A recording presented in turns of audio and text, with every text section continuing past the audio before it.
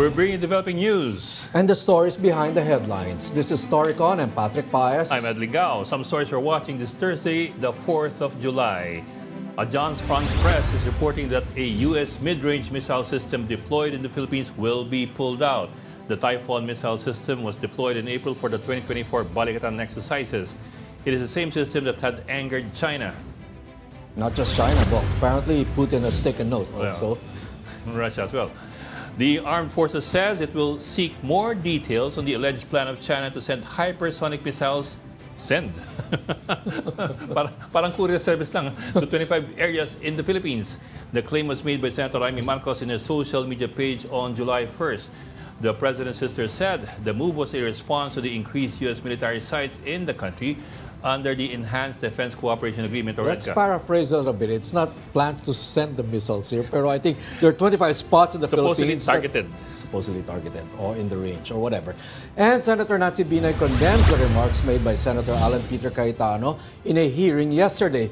Cayetano accused Binay of feeding reporters questions to link the issue of the new Senate building's construction to the territorial row between the cities of Taguig and Makati. Binay is reportedly considering an ethics complaint against Cayetano. Now joining us today, Amy Pamintuan, Editor-in-Chief of the Philippine Star, and... In spirit. Wala. Si I think he's on his way home. Oh. On his way home, okay. But we can feel you. We can feel you. Ami, before we jump into the front pages of the Philippine Star, alam mo ba, Bok, yung sa totoo lang, sa 1PH at saka TBS had to change their lineup yesterday. Bakit? Because of one story. Yung Cayetano. Itong Cayetano and Nancy Binay exchange. Now, medyo na-miss natin ng konti, no? Kaya ito, ayaw natin magpahuli. So unahin na natin to. Palabas muna natin? Panoorin natin ulit. Yung naging pali.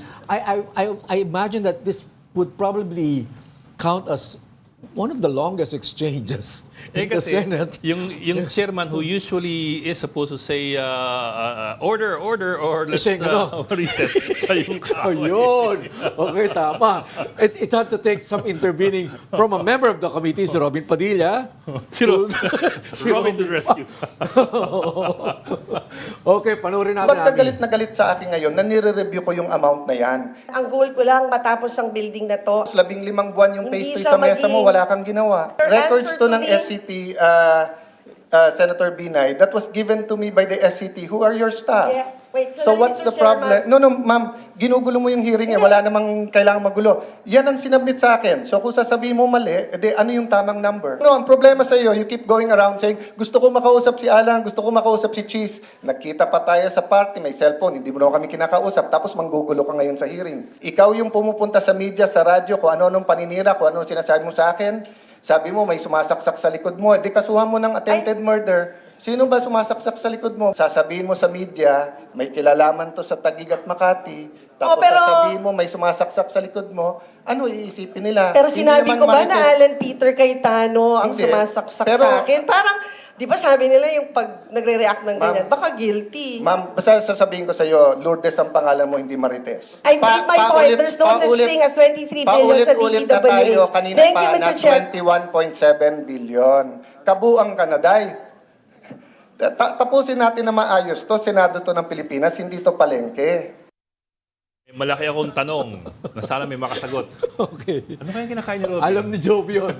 Alam ni Joby. Na-research na ni Joby Francisca kapon sa mga Senate report. Talaga napatawag si Joby eh. Joby, ano yun? It's a boxed meal na merong banana cake, banana Lapit ka, Joby. banana bread. spaghetti or Spaghetti, pasta. oy. At saka, it's either chicken or beef. Pero ang sabi nila, chicken daw yung kinakain ni Senator Robin. Mukhang malakas yung nguya niya, no? Tsaka may Siguro na-tense. bigote kasi kita mo yung yung galaw. Tayo na muna doon. Masaya. I mean, you know. Okay. Yun nga di ba? Typically, after a few seconds ng bakbakan, the chairman steps in and says, order, let's break to recess. Break to recess. But in this case, the chairman was not engaged. I'm sorry. It's not supposed to be. Okay, Ami, may mga marites ba na nakarating dyan sa inyo about this hearing from your reporters? May buwelta si doon, Nancy Binay, yung wala tayo sa palengke. Sabi niya, dinidenigrate daw ba ni Alan Peter yung mga market vendor. kaya pareho tayo ng binabantayan nga. She is considering filing a complaint against the chairman of the committee sa ethics committee. So tingnan natin kung anong kalabasan yan. I understand si Senator Tolentino yata yung chairman ngayon ng ethics committee, no? Yan ang inaabangan natin ngayon kung merong ma-file. Siguro palamanan natin ng konti kasi nagbakbakan sila pero hindi ganun kaklaro dun sa soundbites kung anong pinag-aawayan maliban dun sa sa costing. Pero ano exactly pinag-aawayan? Hindi kasi pumasok si Senator Binay, di ba? Nung una naghi-hearing sila Alan Peter tapos yun na nga napunta dun sa overpricing daw. Pumasok si Nancy Binay. At yun na nga, kinaklaro niya na ganito, saan ba nakuha yung... She has been asking that question. Actually, saan ba nanggaling yung mga figures niya? Sinabi na nga ng DPWH na di tama naman daw yung figures. At para nga daw dun sa mga interiors, yung dagdag na presyo. Nasabihan na rin yata ni Alan Peter, the DPWH official daw was forced to apologize dahil yun na nga, ang unang sinabi daw, dahil hindi ko naman na-monitor ng gusto, ang una daw sinabi, tama naman yung figures na original nila, yung grupo nila Nancy Binay when they were the ones in charge of this committee. Kaya nung nagbago, sabi, nag-apologize. Kaya yun yata yung at that point na pumasok si Senator Binay. Actually, ang na-monitor ko from that hearing, Ami, Ed, is that Senator Nancy Binay was trying to clarify that it's not 23 billion. It's 21. Yung ballooning, it's 21 point something billion. In a sense, malayo pa rin dun sa original 9 billion. At saka konti lang diferensya ng 21 point something billion sa 23. Sa kanila, sa atin ba? Malaki bagay, sa atin malaking bagay yun. Ilang billion yun?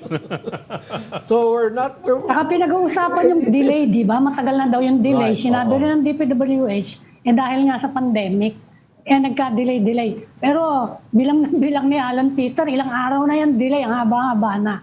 Kaya ganyan, talaga medyo nagkakainitan na sila. But are we quibbling over who has the right figure, whether it's 21 or 23 point something, or are we? Hindi, pati yung malaking pati yung sa interiors ba yon? Interior, Yun yung isa sa mga explanation na kaya ganyang kalaki ang tingin nyo dahil yung original, puwera pa yung something 10 something billion For yun na nga, yung mga gamit ng mga senador. Baka yung susunod natin na resource, mas may detalye dyan sa kwento na yan. Isali natin sa kwentuhan si News 5 Senate Correspondent, Mayan Los Baños. Mayan! Ano raw, masarap na yung manok? Unang tanong, Mayan, bago mo sagutin yung mga may importanteng detalye, masarap ba yung pansit? O spaghetti ata yun? Spaghetti yun. Grabe, nakarating pala sa inyo yan. Kasi pagkatapos nung palitan, nagpa-spaghetti o nagpapansit si Senator Cayetano sa media. Yan. Naku, ang problema kasi nun, Sir P, sobrang late na kung maalala nyo kahapon, di ba? Pasado 4:00 na matapos. So, hindi na ako, sa totoo lang, di ako nakatikim kasi naghahabol akong makaabot yung script ko. Siyempre, mas importante sa pansit yun. Oo, mas importante sa pansit. Baka mapagalitan tayo. Balik ka ng baon, di ba? Hindi ako nakapag-Sharon, Sir Ed, Sayang. Joke lang. Sige, go. Ikaw na. Linawin ko lang kasi 3 phases ito, Sir Ed, Ma'am, Phase 1, Phase 2. Yung Phase 1 yung 8.9 billion, Phase 2 yung more than 2 billion. Wala nang magagawa dyan sila Senate President Escudero kasi bidded out na yan. Yeah. Ang hinahabol na lang sa review ni Senator Alan Cayetano yung 10 billion na phase 3. Kasi dyan na lang sila pwedeng gumalaw kung pwede bang pababain pa yan. Pero yun nga, tama yung sinabi ni Ma'am Amy kanina and ninyo po na parang ang difference lang naman talaga ay around 2 billion. Ang sinasabi kasi ni Senator Nancy, huwag mong isama sa computation yung lote. Kasi ang pinag-uusapan natin, kasi hindi yan hawak ng DPWH. Sabi niya, kung DPWH ang tatanungin mo, 21.7 billion lang. Pero sinasabi ni Senator Alan, paano ka nagpagawa ng isang building na hindi mo isasama yung presyo ng lote? So dapat isama mo yun. That's why may 23 billion na pinag-uusapan. Yun. So 21 point something billion is the building and construction and interiors at saka kung ano-ano pa. Yung 2 billion difference, kaya naging 23, is bayad sa lote. Yes, around 1.6. Parang hiningi ko yung mismong kanina nakipag-usap ako kay Senate President Jesus Escudero kanina, kaya lang ayaw niya magpa-on cam kasi sabi niya this is between Senator Nancy and Senator Alan. Pero dinitalya niya nga sa akin yan na hindi na pala nila, wala na silang magagawa sa phase 1 and phase 2. The phase 1 is the core or shell, yung structure. Phase 2 is the fitting na tinatawag. Wala, bidded out na yan. Wala na sila magagawa dyan. But, yung phase 3. Yeah, Mayan, when this story first broke out, the original amount that was being quoted was 9 billion ang original cost ng project. Kaya nung lumabas yung 23 billion, that was supposedly the ballooning from 9 billion to 23. So ano tong 9 billion? Di ba dapat parang ang intindi namin is at 9 billion pesos, tapos na yan. Yes. Kahit kasi, sir, at tandaan natin, galing pa to sa time ni Senate President, dating Senate President Tito Soto, at account committee chair nung time na yun, Senator Bing Lacson, nasa 8 to 9 billion lang talaga yung original cost. Pero dahil nga, intindido naman din, even nila Senator Alan, na as we go through yung pag-construct, madadagdag at madadagdag. Pero isa kasi sa lumutang din sa hearing kahapon na ang sayang kasi na tabunan dahil doon sa away, isa sa lumutang, isa sa talagang nagpapalaki ng cost, ang daming revision, Sir P, Sir Ed, and Ma'am Amy. Parang 5 revisions. Doon sa isang nakita kong dokumento, because of the 5 revisions sa plano, nagkaroon sila ng plus 500 million on certain aspect lang of the building. Kaya ang sinasabi ni Senator Alan, bakit ganun? Parevise tayo ng parevise ng plano. Ang lumabas, hindi pala nag-uusap yung nagde-design ng building at ang Senado. So ngayon, pag nakakarating sa Senate yung plan, merong ayaw, kunyari si Senator Nancy, papabago, or kung sino man sa Accounts Committee. Kaya nagkakaganon. Lalong lumalaki yung presyo. Plus yun nga. Go ahead, ma'am. Sino yung revise ng plano? DPWH ang in charge dyan, di ba? Yung designer ba, yung contractor, o yung mga senador? Yung mga senador. Yung DPWH, o nagsasuggest ba yung mga senador? Ang malabo po kasi, Ma'am Amy, ganito. Parang di ba may project management office coming from DPWH? Parang sila na lang yung nakikipag-usap dun sa nagde-design. Yung Hillmarks kasi, kumuha pa sila ng ibang pang company to design the building Ang pangalan daw ng company na yan ay IDEA. Ang sinasabi ni Senator Alan, yung IDEA na yan, nakipag-usap ba yan sa mga senator? Sabi ng DPWH, hindi. Sabi niya, kinonsulta ba yan ang mga Senate employees? Hindi rin. So for example, Ma'am Amy, yung detalye lang nito. For example, may isa daw, kunyari daw sa offices, lalagyan nila ng isang room para sa director. Tapos magre-reklamo ngayon yung mga, for example, yung certain departments ng Senate na yun. Kasi may mga departments na 3 ang director, 5 ang director. So babaguhin na naman ngayon yun. Yun yung mga variations and revisions. ang nagbabaluntong cost na to dahil sa mga requirements ng mga mag-oopisina dyan. So it's really all about this phase 3, 10 billion is all about the furnishings, the interiors, etc., etc.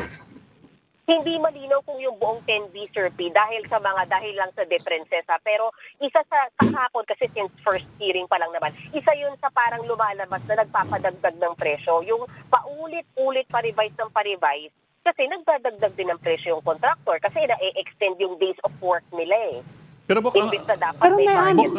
sino humihingi ng revision? Saka sinong nag-a-approve? Sino yung approving authority? Sino yung nag-request? Saka pwede bang basta-basta yun? May kontrata yan Anong process doon para ka magpa-revise ng kontrata? 500 million Opo. madadagdag, sobrang laki nun. Correct. Yun po yung kahapon na hindi masyado pang naliwanagan. Pero pinakita kasi ni Senator Alan Cayetano na dapat ganito yung process nyo. Dapat in between, nakikipag-usap kayo sa Senate. Yun yung missing link. Yeah. Parang dumidiretsong usap yung designer, contractor, at yung PMO DPWH. Parang binibigay na lang nila yung final plan sa Senate nang walang consultation. Yun yung lumalabas kahapon. Bok, ibig mo sabihin, ano? So, Ibig mo sabihin yung... DPWH yung approving authority. DPWH, Opo. di ba? Kasi po sila yung nagmamanage eh. Sila yung PMO, so yes. Yeah, understand mo. Pero ibig mo sabihin, Bok, na yung DPWH ay kusang nagre-revise ng walang konsultasyon o pressure from the Oo, senators. nga eh. Parang ang hirap naman Magulo, i-imagine nyo oo. na nagkukusa lang DPWH, magdagdag pa tayo nito, magdagdag pa tayo ng ganun. At yung mga senator, ano nangyayari doon? Ba't gumaganda ata yung building natin? Bakit ka nag-submit ka pa ng plano? Para ano yun? Opo. Hindi ako sure, Sir Ed, kung sa buong building ganun yung nangyari. Malinaw talaga dun sa document kahapon at sunagot ni Yusek sa DAIN na sinabi, nung tinanong siya ni Senator Alan na, yung ideya na yan, yung gumagawa ng design, kinausap niyo ba yung senator? Sabi, no, none, walang pag-uusap. And yung ideya, wala ring consultation with the Senate employees. That's why yung detalye, for example, sa mga rooms, hindi nagpapareho sa needs ng senators at ng mga Senate employees. So yun nga, may 500 It's really all million about the so far na furnishings. dagdag. When they're talking about details, no, Mayan, it's really about the furnishings. Siguro gusto may magandang opisina. I don't know. But really, cost would jump Pero because of sinasabi that. ni Mayan, no?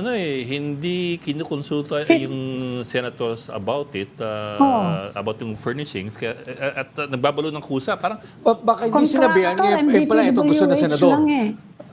It sounded like that to me kasi when we saw the the report from the committee of Senator Alan Peter Cayetano, there were some details, at least general details, issues on redesign. Okay, that's one. I don't think it has to do with structural redesign kasi tapos yung building, Hindi na, naman siguro yan, So it's really the details, the furnishings, okay? Mga siguro, gusto magandang kortina, magandang tiles, o magandang wood siguro yung mga interiors, o I don't know, no? Baka may jacuzzi, magandang banyo. That would really push up costs. Yeah. Okay, the other thing is, dun sa report ni Senator Cayetano is that may mga questions pa, and yet, despite that, questions on quality. But that was my pushing the question price to you, up. Mayan, kanina eh. So who is pushing for all these revisions, all these nga eh. improvements, whether cortina or jacuzzi or whatever they are, who is the person or the group that is making all these decisions to add on all these other expenses? Is it the staff, the senators, or yung DPWH o yung designer? I mean, di ba? Hindi naman nila pera yun eh. Correct. Hindi, Sir Ed, dahil nga sa nangyari kahapon, hindi iyan masyadong na detalye. Pero lumalabas nga na may mga decisions na nagawa na yung PMO and DPWH na nung nandun na, tsaka lang nakita, nung kinonsulta yung Senate na, bakit isa lang yung room ng director? Bakit Itong isa department lang? na May to, mga tatlo additional director. requirements, Bob. Parang ganon. Yun. Tapos, It sounds like additional requirements. requirements, Mayan, coming from the senators. Yes, additional requirements and yung pagtatama ng pangailangan nila. Mukhang hindi tumutugma. And siguro, sir, idagdag ko lang, isa pang sinasabing nakakadagdag doon sa presyo is katulad nung sinasabi yung landscaping ng mismong buong building, 600 million pesos. March 2023 para binigay ni Senator Nancy. Wala daw balik. Hindi sila binalikan. So parang ang sinasabi ngayon is ang tagal. Baka nakakadagdag sa delay yung matagal na pag-approve. Kaya dun sila, isa yung sa point na pinag-awayan nila. Nasa nasabi Senator Alan, 15 months kang nagre-review. Pero teka mo, balikan mo lang, landscaping 600 million? Yes. Oo nga. Higit kalating bilyon ang magpapatubo ka ng Sobrang pagkakantita magandang yan. halaman. Ewan ko lang. May just sinika. Mahal ngayon mga halaman ng mga plantito, Bob. Magsabog ka na ng carbon grass. Hindi kasi 600 million. Ang budget ng deep... Spaghetti million, hindi naman billion eh. Pero... Mayan, confirm ba yung presyo nila 600 million? Kasi baka yan ang headline bukas sa maraming dyaryo. 600 million for landscaping. Landscaping, yes. And sir, meron pa nga meron pang 200 million na nabanggit si Senator Alan kahapon Para sa sa? CCTV. Sabi niya, CCTV. So sabi niya, ano 200 yan, buong Metro CCTV? Manila? Oh, sasabihin mo, CDR, wala na CDR King. CCTV.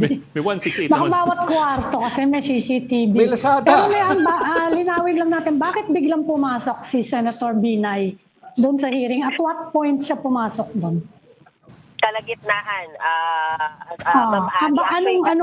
Ano yung nag-trigger sa kanya na bigla siyang pumasok? Kasi yun yung reklamo ni bakit ka biglang papasok-pasok dito, di ba? Yun ang reklamo ni Senator Alan At what point yun? Ano yung trigger? Linawin lang natin Ma'am Abby, hindi na member ng komite si Senator Nancy. Ah, So, pero yes, pwede yes. naman siya talagang umatenda sa senator. So, okay lang yun. But, pumasok siya nung na-establish na paulit-ulit si Senator Alan and umayon yung DPWH na 852 days nang delayed ang construction even before sinuspend ni Senate President Jesus Cordero yan. So nung medyo lumabas na yon, tsaka yung mga sinasabing hindi nag-uusap ang Senate at tsaka yung designer, yun, bigla na lang, actually akala namin patapos na yung hearing. Kasi ano na yun pasado alas 3 na ng hapon. Biglang dumating siya. So parang, oh no, eto na to. So ayun na nga. Ano nangyari na? Alam mo, Mayan, medyo matagal-tagal na rin na panahon na hindi natin narinig si Senator Cayetano na humirit ng ganito, di ba? Alam mo naman, mabilis sa mga comeback nito ni Senator Alan Peter Cayetano, tsaka medyo masakit pag humirit. It's been some time, Mayan, no? Oo. Sir, alam mo, naalala ko, I'm sure naalala mo rin, yung pinakahuli na talaga matatandaan mo, yung nagsagutan sila sa hearing ni Senator Trillanes, yung sinabihan siya ni Senator Trillanes, yun yung talagang kasagsagan Tsaka kung talagang debate, sanay talaga si Senator Alan. Pero siguro share ko na din sa inyo, story ko to mamaya sa Frontline Primetime Kung huwag natin kalimutan, may ibang present na senador kahapon, si Senator Robin Padilla. Oo, Papansin nakita sa mga namin. footage natin. Sa footage natin, kain siya ng kain, di ba? Yes. Habang nagkakaroon ng debate. So tinanong ko siya, hindi ka bakit habang hindi mo naman sinuspend agad? Sabi niya, kasi time na nandun siya, ilang ibang senador. Kasi nung nagde-debate na yung dalawa, saka siya kumain. And of course, siyang nakitang muli, kumpis. Kita niya yung pero kasi nagpasuspend si Senator Robin Padilla, binilang ko, more than 30 minutes nang nagde-debate yung dalawa. Na ang sinabi kinausap ko rin Senate Majority Leader Tolentino, sabi niya, dapat hindi nangyari yon because from the start, dapat may nag-move na to suspend nung nagkakainitan pa lang. Masarap yung Was it within Senator Robin Padilla's prerogative to suspend, to ask for suspension? I mean, is he a member or a vice chairman of the committee? He's a member, so he can move to suspend. Pero tandaan din natin, Sir P, na nung nagpa-suspend siya kahapon, hindi rin in-acknowledge si Senator Alan. Sabi ni Senator Alan, hindi na, sabi niya, kasi patapos na rin naman kami, sabi niya. So, hindi ko rin alam kung pakikinggan siya kung sinuspend niya in the middle. Oo, kasi mahirap nga rin na Yung chairman, mabilis yung palitan ng dalawa, I'm sure na overwhelmed din to mukhang nag-stress eating nga to si Senator Robin Padilla. mukhang overwhelmed siya sa mga bagay. Kawawa rin. Ang si Senator Tolentino as majority leader, kung nandun siya kahapon pero umalis siya agad because may mga visitor siya. Sana daw napadelete sa record ng Senate yung mga hindi masyadong magandang nasabi, like Lourdes ang pangalan mo, hindi Marites, nabuang Kanaday. Yun, pinaka-paborito ko, nabuang Kanaday. So medyo dapat daw napadelete yun. Who So else ano was na in the latest room? ngayon, ano yung latest development dyan sa away ng dalawa? Kasi magpa-file nga daw ng complaint sa Ethics Committee. Considering lang naman. Ano yung pinakabago ngayon? So far, yun yung pinakabago, Ma'am Amy, na ipapakakuha ni Senator Nancy yung buong transcript. ipapaaral niya sa legal team niya kung meron silang grounds para nga mag-file ng ethics complaint laban kay Senator Alan. So far, walang sagot si Senator Alan, kaya na pa rin kami nangungulit sa aming sa kanyang team, ano. So hinihintay namin baka maihabol pa sa report for the prime time news. Okay, Mayan, is there something to what Senator Nancy Binay has been saying na this is parang shadow boxing to in relation to the Taguig-Makati turf war, territorial war? Is there something to that? I mean, we're hearing things like baka we might see a Binay run in Taguig. Is that in the horizon? Is there some possibility to that? Hindi ko masabi, Sir P, kasi kung si Senator Binay talaga kausap mo, kumbinsidong-kumbinsido siya na it's all about that it's all about politics. Pero si Senator Alan, with the backing of Senate President Chief, ang kanya is parang, teka muna, parang ang sinasabi niya ng Senator Alan dito is, bago tayo manita ng budget ng iba, tignan mo rin muna natin kasi yung budget ng building natin na parang overpriced sa 23B. Yan sinasabi ni Senator Alan. And halatang masama ang loob ni Senator Cayetano na sinabi ni Senator Nancy na it's all about politics. Kasi sabi niya, pa-interview ko ng pa-interview. Sabi niya, hindi ako nagpapa-interview. So, may ganun talagang personal silang ganito dalawa. na lang. Ganito na lang. Senator Nancy Binay's term is ending. She has reached her term limit. What's her plan? Is she running in Makati? Or by some stretch of our imagination, will we see her running in Taguig? So far, ang alam kong inclination niya ay to run in Makati as mayor. Okay. Yun. Pero may dito sa nangyari ngayon, you think yung mas mukhang lalong madidelay yung construction, ano? Kasi si Chis Escudero nga sabi niya palagay ko, we cannot move in next year or even 2026 So mukhang totoo nga na mukhang ano na yan, super delay na talaga yung building na yan. Opo, super delayed, Ma'am Amy, pero alam mo, triggered dyan sila sila Senate President Escudero kasi sinasabi nila, bakit nyo kami ngayon mamadaliin sa pag-review? 852 days nang ang delayed yan So bigyan nyo kami ng time mag-review kasi 10 billion din itong pinag-uusapan natin. Yun. Okay.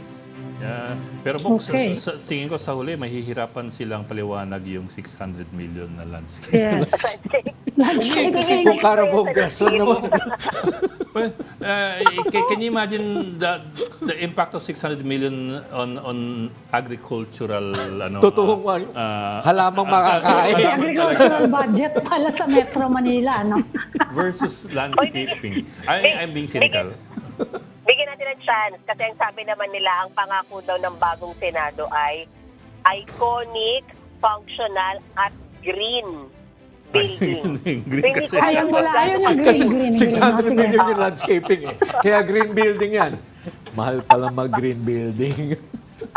But honestly, when you talk about green, iconic, and sustainable, that's shorthand for expensive. Mahal yung mga ganun, Consultant fees alone, the design Energy alone. saving yun, Just to be hindi able to dahil say sa na maraming environment-friendly building mo.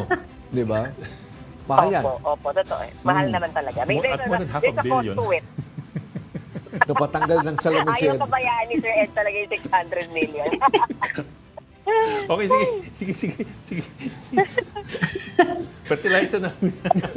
Maraming salamat, Mea Los Baños, Thank you, News 5 sir. correspondent sa Senado. You're watching Thank you, Storycon ma'am. on One News. You just need to take a break. We'll be right back. This is the Story Conference Group or the Storycon Group.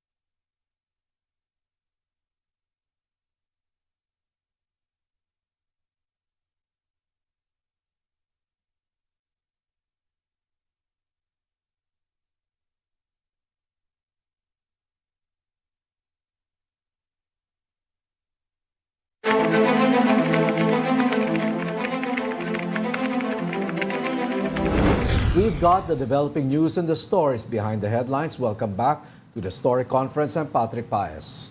I'm Lingao. Also with us, Amy Pamintuan of the Philippine Star. Over in the U.S., citizens are waking up to their Independence Day, but how united are Americans now? Here's CNN reporter Brian Abel.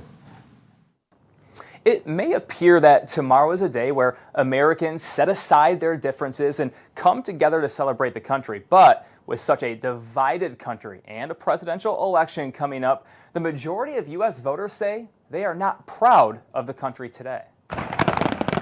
The 4th of July fireworks bursting high in the air, a symbol of celebration for the United States of America, and so often accompanied by the broad stripes and bright stars of U.S. pride. But 248 years since U.S. independence, many Americans aren't feeling patriotic. Patriotism is defined really broadly as feeling pride or love for one's country. A Fox News poll out this week shows a majority of voters in the U.S. are not proud of the country today. And American Studies professor Elizabeth Anker says much of how people feel has to do with our politics. For instance, in the Democratic Party, do you feel that the government is in the service of helping citizens? What we see in people in the Republican Party, patriotism might be, is the U.S. the strongest country in the world? Also driving down pride, a shift in generations. One thing we've seen over the past couple decades, especially in the last decade, is that younger people who have really not been supportive of many of the national policies, even when it's for a party that they support. What could boost back up American patriotism? Anker says the country often comes together to find collective strength in the face of adversity. Oftentimes it's a sense of sacrifice, of everybody being involved in some way to fight for the greater good. For instance, after 9/11, people came together to help one another out. And Anker tells me there was a brief rise in patriotism when Barack Obama was elected, but we haven't seen a true sense of pride in over 2 decades since 9/11. In Washington, I'm Brian Abel reporting. And let's bring in our favorite geopolitical analyst, Richard Heydarian. Richard, welcome back to Storycon. Wait, akala ko Hi, favorite Richard. niyo si Kamusta po? Akala ko favorite niyo si Ronald. Paano na? President Pamintuan. Pandit yun, ikaw yung geopolitical Second analyst. favorite. Second. Iba yung pandit, iba yung geopolitics. Sige lang po. Buti nga hindi ako nandyan nasa gitna. Medyo baka magbardagulan tayo ulit. Looking forward, yeah. I don't want to start with the U.S. elections. Yeah. Can I start with something else? We'll talk about the missiles. Yeah, the missiles. The missiles, first of all, July 1, let's backtrack a bit from Amy, no? July 1, Putin mentioned, he took note, the deployment of the Typhoon missile system here in the Philippines by the United States, the first time outside of America, the United States. That sort of alarmed Putin and got him into telling his security and defense officials that we have to start developing our own missiles. And then yesterday, Senator Amy Marcos talking again about missiles. Possibly 25 spots in the Philippines could be targets of missiles from China. Hypersonic missiles from China. At nakita daw niya yung yung plano. So is this a missile arms race, Richard? Yes, it's definitely the missile defense arms race in many ways. Katulad na alam niyo, of course, naglapse na yung mga missile agreements, strategic missile agreements between Russia and the United States a few years ago during the Trump administration. So medyo lutang yung international arms regimes sa pagitan ng mga Moscow at saka Washington DC. Ito yung mga na-negotiate nung panahon pa ng Cold War, nung superpower pang Russia.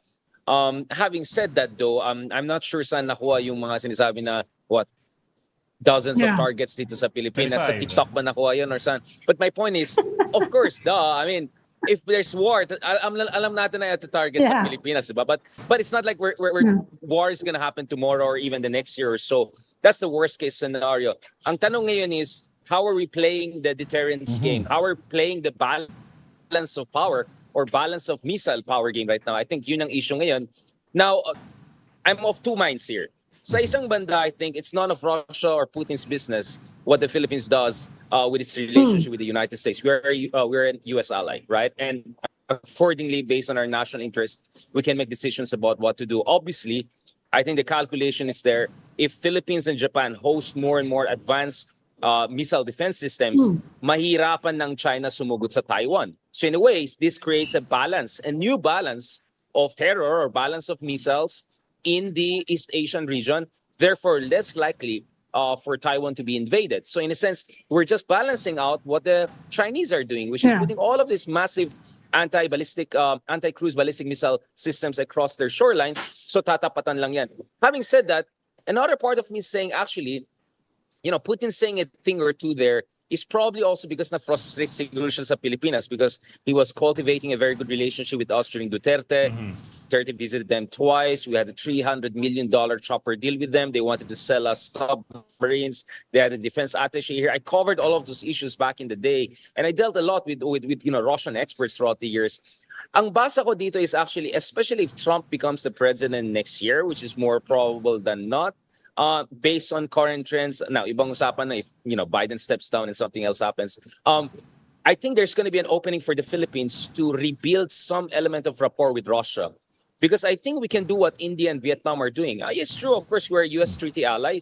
So because of U.S. sanctions, yung CATSA, so-called CATSA, it will be hard for us to buy weapon systems from Russia. But I think it will make sense for the Philippines to have some level of diplomatic engagement with Russia because we have no territorial maritime disputes with Russia. And if there's one thing that I know about Russians is Russia cares about Russia.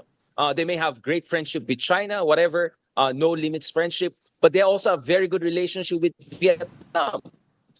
Nakaribal ng China. They also have very good relationship with India, which is karibal ng China. And President Duterte deals with Russia because Russia has been helping Vietnam to develop its oil and gas resources in the South China Sea. So what I'm saying is that right now, syempre dahil sa Ukraine, dahil sa relationship natin sa US, medyo we had to recalibrate our relationship with Russia. But next year, especially if Trump wins, and Trump will most likely also push for some sort of detente with Putin and try to end the war in Ukraine, I think there could be an opening for the Philippines also to establish a reasonable relationship with Russia para hindi magkakaroon ng isang Russia-China axis in this part of the world with us essentially in Team US and other side of the fence. I think there's some room for us to play a mediating middle power role here in this part of the world. Interesting. Pero Richard, at this point, wala naman tayong problema with Russia, di ba? Although yun nga, hindi natuloy, they were offering, not formally, yung mga arms nila sa atin before. Actually, meron pa tayong cooperation sa kanila. They gave us yung mga COVID vaccines nila. Kaya lang nga ngayon, saka tatanong ko rin yan, no? Yung deployment ng missiles natin, does Russia even need that as an excuse? Talaga namang everyone is expecting them to build up their missiles dahil nga sa nangyayari sa Ukraine and Europe is closing in against them. They don't even need an excuse about missiles in the Philippines. Well, I think I'm not gonna use gaslight baka ma-trigger. But this is what the Russians do. I mean, after they invaded Ukraine, what did they think is gonna happen? Sweden and Finland, who have been neutral countries for a very long time, have joined NATO. Because naspook sila. China building up its missile capabilities and talking about invading Taiwan for unification. Well, obviously, we're going to react. Actually, all of us are reacting. Ang tanong ko naman dito is, our reaction could also be smart and calibrated. Okay. I think it makes sense for us to have some level of engagement with Russia, while cognizant of U.S. sanctions on Russia, while cognizant of what we believe in principle was wrong in terms of their invasion of Ukraine. So ang sinasabi ko lang dyan is, we don't have to be ally of Russia. We don't have to buy big weapon systems from them. They did provide us snipers. I think some of the weapons we used against ISIS and Daesh forces in Marawi. We export. So some big ticket defense deals, I think, are unlikely.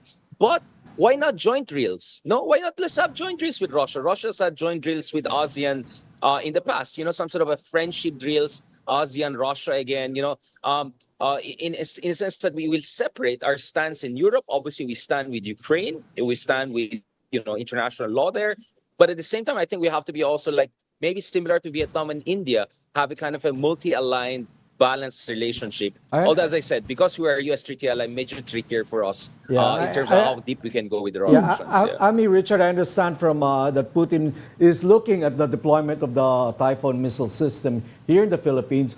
They're not alarmed about the deployment here in the Philippines, but Putin sees it as an indication of a possible deployment of these missile systems in Eastern Europe, along the border. Yeah, I think very good point. I actually didn't babahala. answer you directly on that. Ang big concern ni Putin is Poland, right? Right. Ang Finland. big concern ni Putin Finland is and Poland. deployment of certain American systems to Eastern Europe, which will negate the ability of Russia to strike back if ever sila yung tinira. Remember, what keeps peace between Russia and NATO is this mutual assured destruction scenarios. You hit us with nuclear weapons, we hit you with nuclear weapons. But if Poland has very advanced weapon systems like Typhoon among others, mahirapan ng Russia to strike back. And that will destroy the balance of missile power or terror they have. So I think yun yung more concerning Putin. Kaya I didn't make too much out of things in the Philippines. Like what? He's gonna deploy missile systems to Vladivostok or I don't know, Vietnam? I don't see that happening. So I think some people are just making too much noise out of some random stuff Putin is saying, or some people are making too much noise out. I don't know. They saw some TikTok thing na targeting ang Philippines. So we have to be careful. As I said, no reason for panic, no reason for complacency, but a lot of reason for diplomatic creativity. So personally, I'm on all solidarity with Ukraine. I think we have done the good job in terms of supporting Ukraine different resolutions. At the same time, I think we have to be also open to making sure there will be no Russia-China axis in our part of the world. Make and we make sure that Russia will be a responsible actor Richard, in our isn't part that too of the late? world. Because Ibang usapan na yung Europe. you mentioned we have to make sure that there's no Russia-China axis, but isn't that too late? Because there's already that friendship without limits, that alliance or partnership without limits between Xi Jinping and Vladimir Putin, which was facilitated by the United States, right? Yeah, so the big game of geopolitics over the past 100 years is the romance of the three powers or kingdoms, right? Russia, Soviet Union, or Tsarist Russia, China, and the United States. So we saw throughout history nag-evolve itong triangular relationship, right? So the best thing, for instance, the US did under Nixon and Kissinger was to drive the divide or actually exploit the divide between Soviet Union and China. I think Trump will try to do that again. I won't be surprised if Trump will try to strike a deal over Ukraine, end the war there, and then improve relations with Russia, and then try to end this strategic flirtation between Russia and China. Of course, they're going to say a lot of things, but at the end of the day, these are two superpowers who care for their own interests. These are two superpowers who have their own issues. Look at Siberia, look at Russia's own problems with China. One reason why they have a lot of their nuclear weapons facing east is not because of US or NATO. We know which country they're worried about. So I think that axis is definitely more solid than many Western analysts were dismissive of this is. But I think it's not the end of the story. Just look at how warm Putin was when he visited the Indians, who are no friend of China. When he visited Vietnam recently, just a few weeks ago, Vietnamese are not necessarily friends of China too. Russia wants also options. They don't want to be a factotum of China. They don't want to be just dependent on China. They want friends and allies, or at least they don't want to be a complete rogue state. And having some sort of a interaction with a country like the Philippines is a big diplomatic point for them. That's what love nila si Duterte nun eh. I'm not saying let's go Duterte, but I'm saying let's not go totally their enemy. Richard, do I gather from what you've been saying is that a Trump presidency might be good insofar as it will attempt to divide Russia and China. Might be good for world peace, actually. Well, again, if you're Ukrainian or you're from Europe, I think Trump is bad news. Yeah, but I think the discussion nowadays is Europe alone. But if you're in the Philippines, many people here, this is not necessarily my personal opinion. I have my own issues about, U.S. and democracy and all of that. But on a geopolitical level, I think him ending the war in Ukraine, him driving a wedge between China and Russia, or at least making sure that Axis doesn't fully solidify, could create some strategic dividends in our part of the world. Yeah. Good for the Philippines. That's what they're saying. It might be good for the Philippines. Yes. In theory, yes. And we should also adjust accordingly. If Trump is going to play the Moscow game, we should also establish some communication. Because we have to remember, with Moscow, right? Right. Richard, we have to remember during his first campaign, he was saying that Putin was somebody he could deal with. Trump was saying Yeah, I mean, that Putin yeah, was somebody Trump says who he can deal with Russia, he can deal with Iran, he can deal with China. But I think of those three major powers, the karibal ng US, I think Russia will be the one that I'm very optimistic about compared to the other two. Optimistic not in the sense that I morally support it, optimistic in the sense that I think there's significant rapport between him and Putin to sort it out. Now, of course, others will make more out of this rapport. Okay. Richard, parang with nagbago what's ka na. happening now after the debate, you think Trump has a greater chance? Wag mo nang pantinin yung mga surveys. Ikaw lang, personally, basa mo. Will Trump, fearless forecast, meron ba? May pag-asa ba? Manalo? November. I think Trump, maybe Trump did too well. Although, of course, if you paid attention to some of the things he said, you're not sure. But I think he said he just did too well. So ngayon, baka ma-replace talaga si Biden. I think there's a very, probably the probability is more than 50% na Kamala Harris or someone else might step in.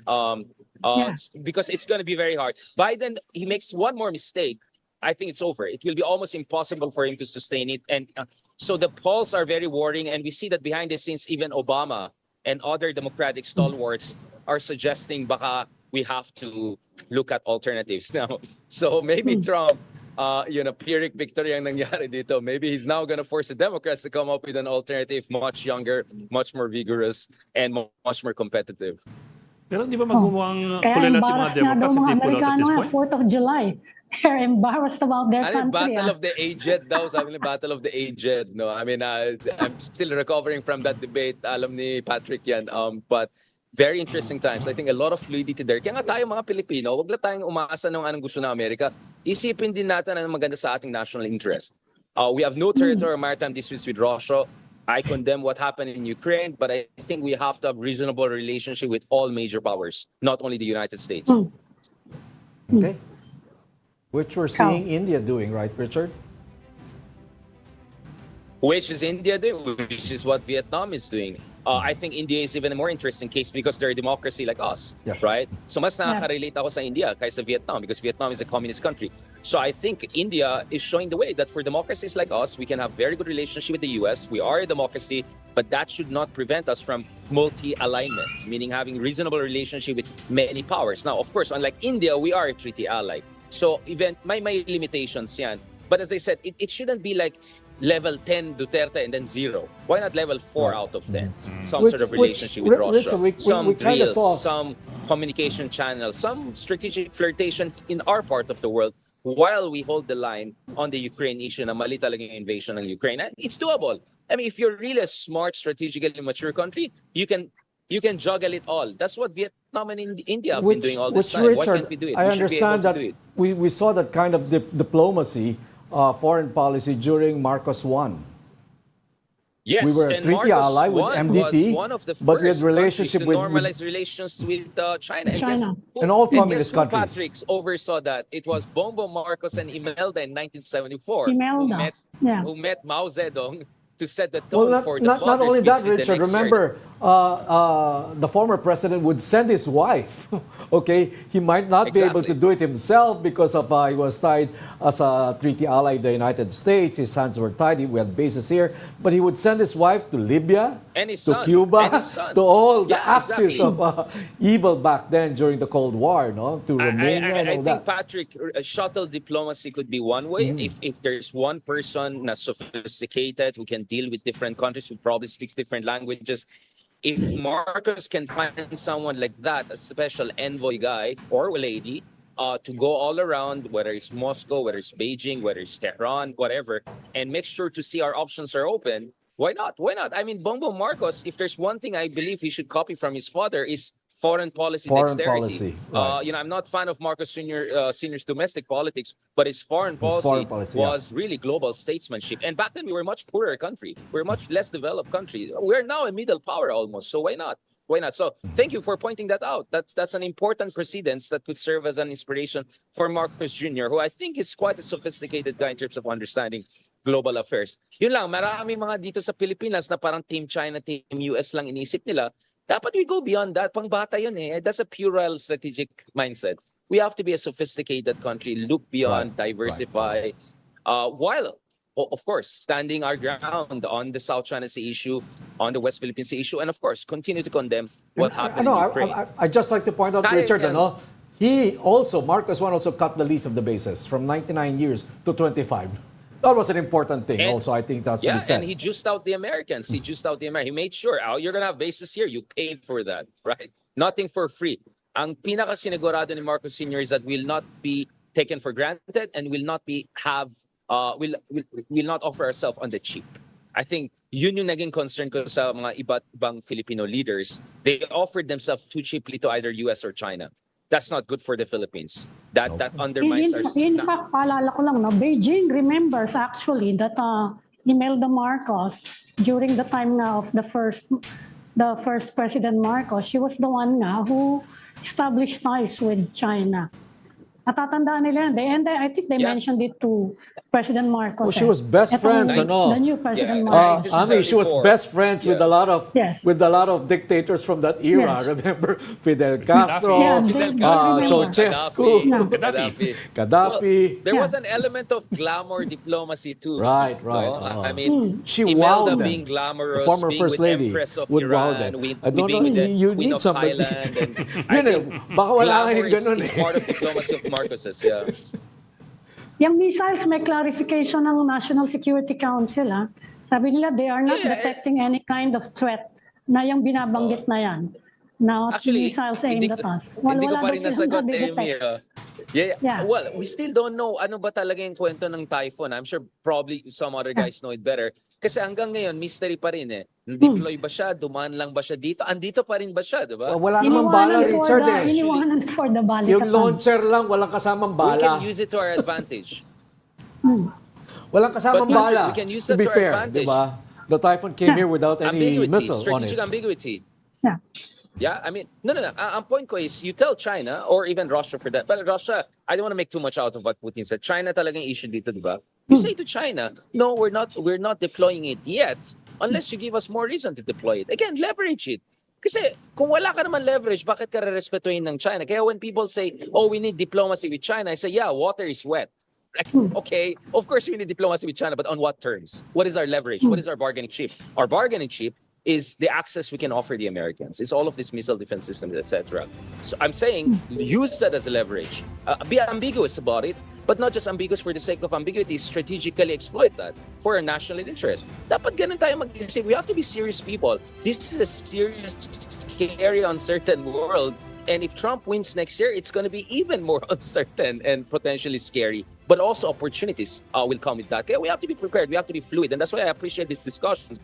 Because we're looking at, hindi pwede na ideological ka lang na ito lang pwede or ito lang pwede. You adjust to the circumstances, and the circumstances are shifting on a daily basis almost in our part of the world.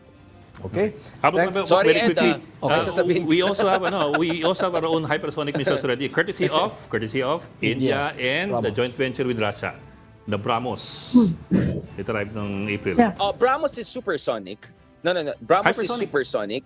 But because meron na tayong BrahMos, I think Mach 4 lang yata or something, we will be in a good position to get the hypersonic version ng BrahMos. So level 1, level 2 lang yan. So we may also have access to well, Russian-made almost, di ba? Kasi yung BrahMos, Soviet-Indian project yan, di ba? Right. So actually, we're preparing ourselves. We will have also our hypersonic. But anyway, I don't know about a certain senator, pero yung hypersonic missile na yan is still in the exploratory initial stage. Its efficacy in the battlefield is still up for debate. From what I understand, it was used by Russia in Ukraine, but it has not been as effective and scary as many people said. But in theory, hypersonic missiles are harder to detect and to shut down because their trajectory is more out of, I don't know, whatever people saw on TikTok about targets in the Philippines and all. Medyo war agad. Bakit ganun tayo mag-isip war agad? Mas nagpapatakot tayo ng sarili natin. That's not a smart way of approaching international affairs. Okay, thanks for joining the Storycon this Thursday. Richard Heydarian, our resident geopolitical analyst. Thank you, Richard. Thanks, Richard. Salamat, guys. And Thanks, thanks for Ed, joining. Amy, and Thank you. Patrick.